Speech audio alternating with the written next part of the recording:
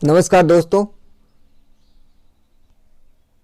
उदित competition classes Kuchaman city YouTube channel पर आपका हार्दिक स्वागत है। हमने पिछली वीडियो में कक्षा 6 का पाठ्य पुस्तक हमारा राजस्थान भाग प्रथम का हमने दोस्तों अध्ययन किया था। अगला हमारा राजस्थान कक्षा 7 की पाठ्य पुस्तक भाग नंबर 2 में जो विभिन्न प्रतियोगिता परीक्षा की तैयारी करे विद्यार्थियों के लिए बहुत ही अच्छी पाठ्य पुस्तकें हैं, तो हम इनका अध्ययन करवा रहे दोस्तों YouTube के माध्यम से। आप इन वीडियो को आप ज़्यादा शुरू से लेकर अंत तक देखिए दोस्तों। हर प्रतियोगिता परीक्षा में इन अध्यायों का दोस्तों आपके लिए पाठ्यक्रम को जोड़ा गया है। ये प्रमुख देखो, ये पाठ्य पुस्तक 7 हमारा राजस्थान, इनकी पाठ्य पुस्तक में दे रखा गया है कौन कौन से चैप्टर आपके लिए। तो दोस्तों राजस्थान के वन्य जीव अभ्यारण्य संरक्षण हर कंपटीशन प्रतियोगिता में आता है। राजस्थान की ऊर्जा, ये देखो वन्य जीव अभ्यारण्य, खनिज ऊर्जा, कृषि, राजस्थान की कृषि विपणन, राजस्थान की व्यापार, राजस्थान में प्रमुख शासक, राजस्थान की आंदोलन में राजस्थान का, आज़ादी से पूर्व राजस्थान में सामाजिक सुधार, संविधान का निर्माण, राजस्थान में प्रमुख योगदान। ये प्रमुख दोस्तों ये चैप्टर दे रखे। तो दोस्तों इनका हम अध्ययन करेंगे। तो दोस्तों हमारा प्रथम अध्याय वन्य जीव एवं इनका संरक्षण, इनके बचाव, वनों को क्या क्या प्राप्त किया जाता है, वनों को कितने भागों में बांटा गया है, वनों से हमारे को क्या लाभ है, तो इनके बारे में दोस्तों हम पढ़ेंगे। प्रत्येक वीडियो को आप शुरू से लेकर अंत तक जरूर देखिए दोस्तों।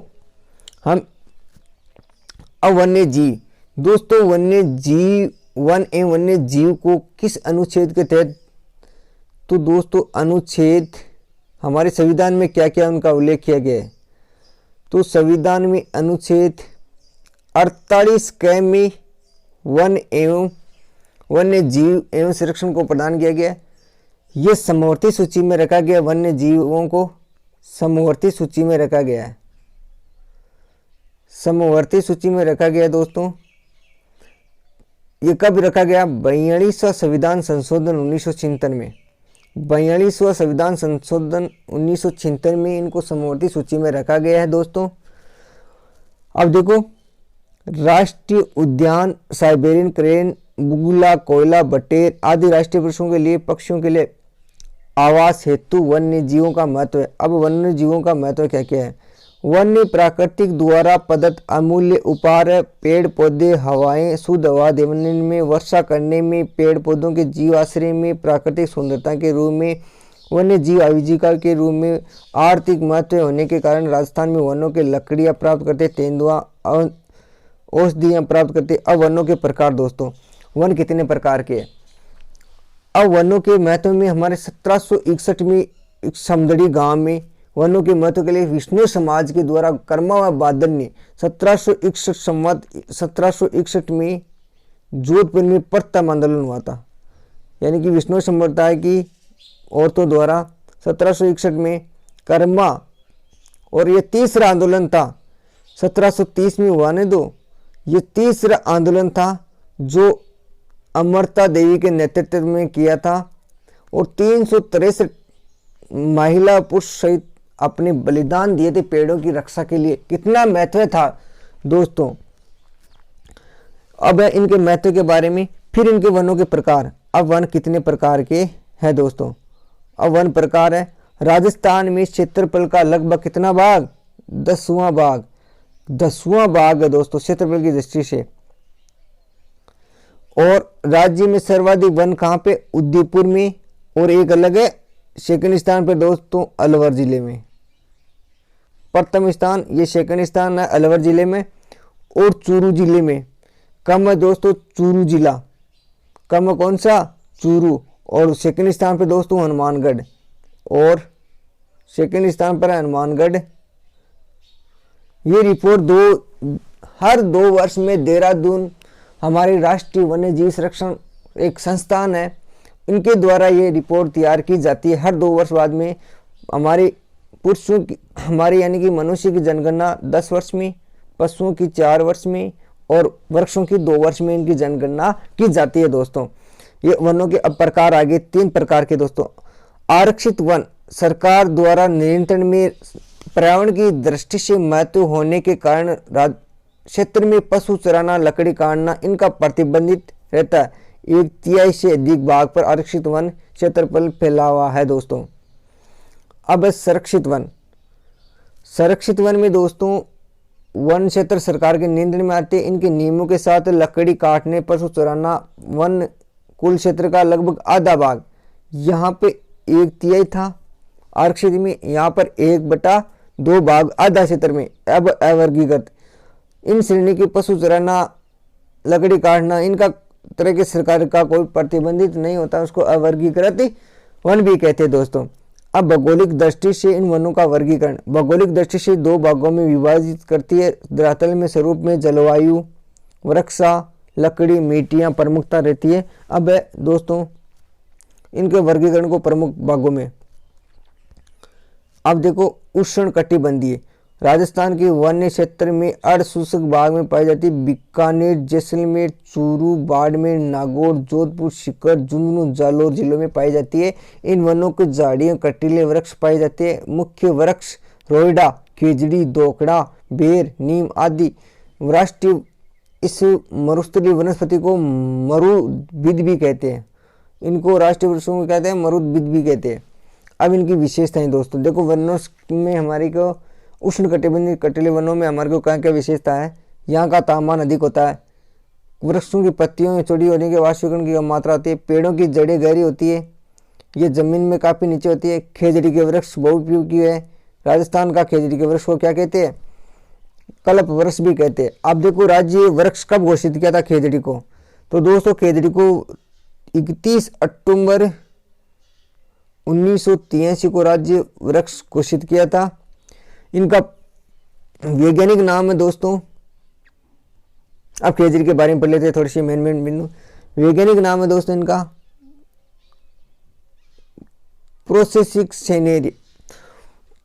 प्रोसोपिस सेनेरिया, इनका वैज्ञानिक नाम है प्रोसोपिस सेनेरिया, इनका वैज्ञानिक नाम है दोस्तों। और दोस्तों इनकी वृक्ष, इन खेजड़ी के वृक्ष की पूजा भी की जाती है। कब? दशहरे के दिन खेजड़ी के वृक्ष की इनकी जो भी हरी पत्तियों द्वारा हम जो भी प्राप्त करते हैं उनको लौंग कहते हैं। इनके खाने योग्य खेजड़ी की सांगरी और सूखने पर इसको खोखा कहते हैं। और दोस्तों खेजड़ी वृक्ष मेला भी लगता है कहाँ पे? जोधपुर जिले में खेजड़ी ग्राम में खेजड़ी के वृक्ष दशहरे के दिन उनकी जो खेजड़ी आंदोलन हुआ था अमृता देवी के नेतृत्व में अभय सिंह के शासनकाल में। तो ये दोस्तों आपको याद रखना है। और अब है हमारा राज्य वृक्ष आ गया हमारे को। अब राज्य पुष्प कौन सा? राज्य पुष्प यहाँ पर देखो पौधे में दे रखा है, राजस्थान का सागवान भी कहते हैं उनको। तो ये खेजड़ी का वृक्ष। अब राज्य वृक्ष, इनको 31 अक्टूबर 1983 को भी इनको राज्य पुष्प की श्रेणी में रखा गया था। और दोस्तों इनका नाम दोस्तों राज्य पुष्प को रखा गया था 31 अक्टूबर 1983 को। इनको कहते हैं मरुस्थल का सागवान, राजस्थान का सागवान, मारवाड़ का टिक भी कहते हैं, राजस्थान का मरुशोभा भी कहते हैं। और दोस्तों इनका पीला, केसरिया, लाल और नारंगी फूल आते हैं।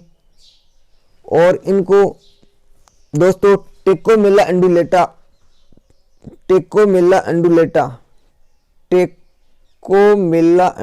उनका वैज्ञानिक नाम है। टेकोमेला अंडुलेटा इनका वैज्ञानिक नाम है। टेकोमेला अंडुलेटा इनका वैज्ञानिक नाम है। अब दोस्तों सेवन घास कहाँ पे पाई जाती है? सर्वाधिक सेवन घास पाई जाती है जैसलमेर जिले में। अब देखो दोस्तों वीडियो को आप शुरू से अंत तक जरूर आपने पढ़ लिया। पौष्टिक आहार सेवन घास कहाँ पे पाई जाती है, एक बार आया हुआ है दोस्तों राजस्थान पुलिस एग्जाम में, तो आप बहुत ही अच्छी तरीके से याद रखना। उष्णकटिबंधीय वनों के मानसूनी वन भी कहते, बांसवाड़ा, डूंगरपुर, उदयपुर, कोटा, बारा, झालावाड़, अलवर, अजमेर, जयपुर, सवाई माधोपुर, कोटा, बूंदी, तोक में यहाँ पर।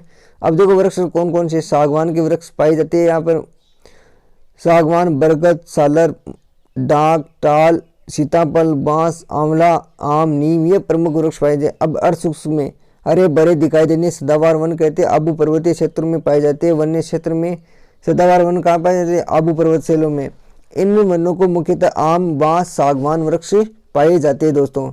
अब देखो अब उद्यान आ गए, हमने वृक्षों के बारे में पढ़ लिया, अब उद्यान आ गए। उद्यानों के बारे में, उद्यानों को कितने कुल उद्यान है, 3। कितने दोस्तों, 3। केवला देवी राष्ट्रीय उद्यान, रणथंभौर राष्ट्रीय उद्यान और मुकुंदरा हिल्स उद्यान, ये 3 है। अब दोस्तों राष्ट्रीय उद्यानों के बारे में, अब राष्ट्रीय उद्यान को कब दर्जा दिया गया, रणथंभौर को कब, केवला देवी को कब दिया। केवला देवी दोस्तों 1956 में बना था, इनकी स्थापना हुई थी 1956 में। और राष्ट्रीय उद्यान का दर्जा कब दिया गया था दोस्तों, इनको दर्जा दिया था 1981 को। 1981 को राष्ट्रीय उद्यान का दर्जा दिया गया था उनको। और रणथंभौर अभ्यारण्य को दिया गया दोस्तों 1980 को। 1980 को इनको दिया, केवला देवी को 1981 को दिया था और इनको दिया गया 1980 को।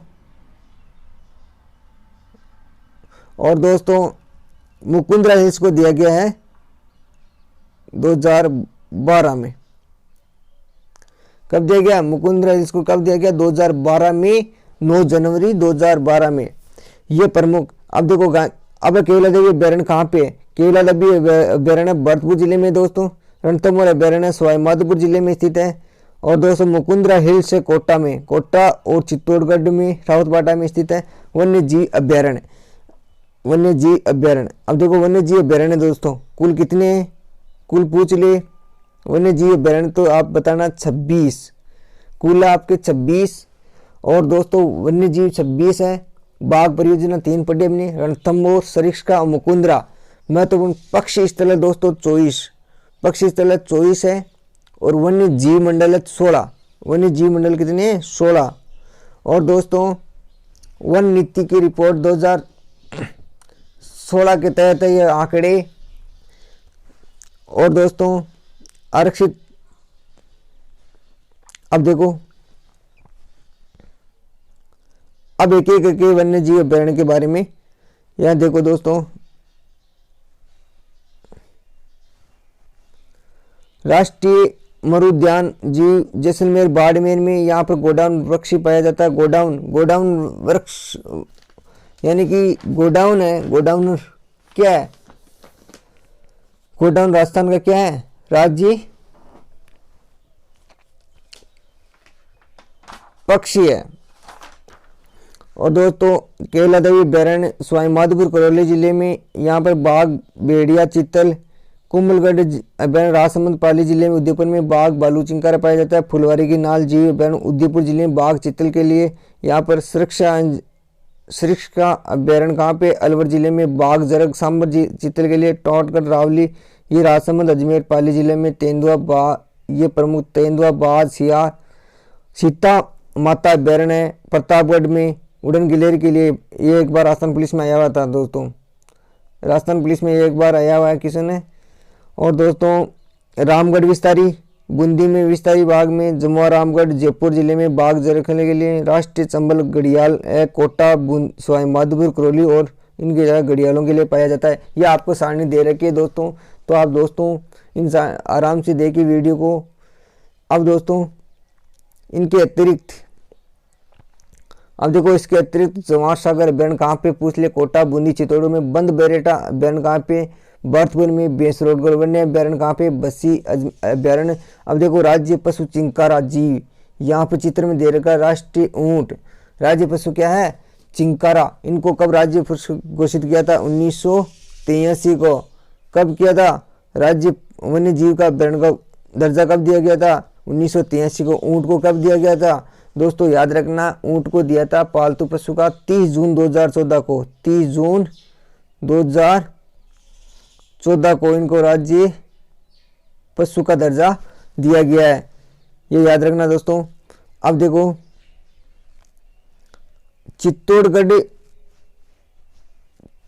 चित्तौड़गढ़ सवाई मानसिंह वन्यजीव अभ्यारण्य, सवाई माधोपुर वन्यजीव अभ्यारण्य, सवाई माधोपुर में वन विहार अभ्यारण्य का, रामसागर वन्यजीव अभ्यारण्य, केसरबाग वन्यजीव, सर्वाधिक वन्यजीव अभ्यारण्य कहाँ पे? धौलपुर जिले में, याद रखना। जयसंबंध वन्यजीव अभ्यारण्य सज्जनगढ़ वन्यजीव अभ्यारण्य, नारगढ़ वन्यजीव अभ्यारण्य जयपुर में, शेरगढ़ अभ्यारण्य बारां में, तालछापर अभ्यारण्य कहाँ पे? चूरू जिले में है। राजस्थान में रणथंभौर संरक्षण अभ्यारण्य, मुकुंदरा हिल संरक्षण परियोजना, राजस्थान में केवलादेवी राष्ट्रीय उद्यान, संबरलैंड, 2 संबरलैंड है, केवलादेवी एक, तो एक संबरलैंड वेटलैंड नम भूमि स्थल है, पक्षियों के आते हैं। इन जीवों के लिए श्रेणी चिंकारा पालतू ऊँट को बार बताया था 30 जून 2014 को दिया गया था राज्य पशु का दर्जा, अभी बताया दोस्तों। और दोस्तों अब वन संरक्षण के बारे में। वन संरक्षण में सर्वप्रथम वन संरक्षण के लिए राष्ट्रीय वन नीति 1952 संशोधन के अनुसार कुल भाग में 33% क्षेत्र में वनों का वन नीति 2010 के तहत वन नीति राजस्थान में कब लागू की? 2010 में। वन संपूर्ण के 20% वन नाक्षित लक्ष्य रखा गया है। इनके लिए 200 सामाजिक आर्थिक उत्थान के लक्ष्य के उत्थान करने के लिए जागरूकता का भाव इनका क्षेत्रफल में बढ़ाया जाता है। संरक्षण के लिए जनमानस में जागरूकता अभियान चलाया गया। जोधपुर में काजरी अनुसंधान। अब देखो वन नीति, सर्वप्रथम वन नीति 1885 में डलहौजी ने की थी, डलहौजी के शासनकाल में की थी वन नीति सर्वप्रथम। अब दोस्तों डलहौजी द्वारा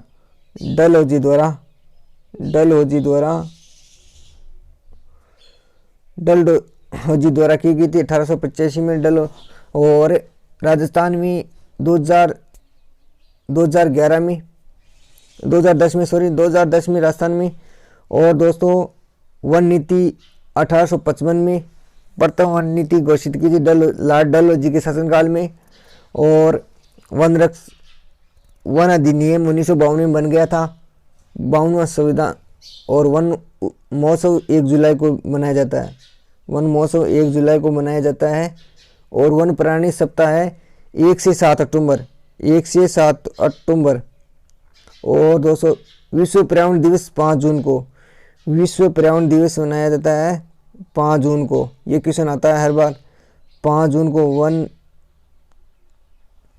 विश्व ओजोन दिवस कब मनाया जाता है? 16 सितंबर को, याद रखना दोस्तों। खिजली दिवस कब मनाया जाता है? 12 सितंबर को। तो दोस्तों जैव विविधता दिवस है 22 मई को। पृथ्वी दिवस है 22 अप्रैल को। ये एक बार सेकंड ग्रेड एग्जाम में आया। पृथ्वी दिवस कब मनाया जाता है? 22 अप्रैल को। और विश्व वानिकी दिवस है 21 मार्च को। ये देखो दोस्तों, अब देखो प्रमुख संस्थाएं, राजस्थान की जो भी प्रमुख संस्थाएं हैं वन संरक्षण के लिए उपाय किए जाए। जोधपुर के राष्ट्रीय सूक्ष्म अनुसंधान क्षेत्र काजरी, राष्ट्रीय वन अनुसंधान आपरी क्षेत्र में, उद्देश्य काजरी सूक्ष्म में भी। और दोस्तों अब यहाँ पर शब्दावली दे रखी है दोस्तों, ये शब्दावली दे रखी है दोस्तों, ये प्रमुख शब्दावली है यहाँ पे। तापमान अधिक होने के जाल बनकर उड़ जाना, अभ्यारण्य के शेष पशु पक्षियों हेतु सुरक्षित वन क्षेत्र, सदाबहार हरा भरा रहना। अब देखो राजस्थान का गोडाउन पक्षी कहाँ है? गोडाउन है दोस्तों राजस्थान का। और राजस्थान में सदाबहार वन कहाँ पाए जाते हैं? सदाबहार वन कहाँ पाए? माउंट आबू में। और दोस्तों अब इनको मेल कीजिए, ये आपको मिलान करने वाला क्वेश्चन है दोस्तों। तो आप इन वीडियो को शुरू से लेकर अंत तक ज़रूर देखना दोस्तों। और दोस्तों आप कमेंट में लिखना, आपसे 2 क्वेश्चन है कि राजस्थान में गोडाउन को कब राज्य पक्षी का दर्जा दिया गया था गोडाउन को, और गोडाउन का वैज्ञानिक नाम क्या है? तो दोस्तों आप ज़रूर कमेंट में लिख के बताना दोस्तों। धन्यवाद, हम अगले वीडियो में मिलेंगे दोस्तों। अगर वीडियो आपको अच्छा लगा तो शेयर कीजिए, सब्सक्राइब कीजिए। धन्यवाद दोस्तों।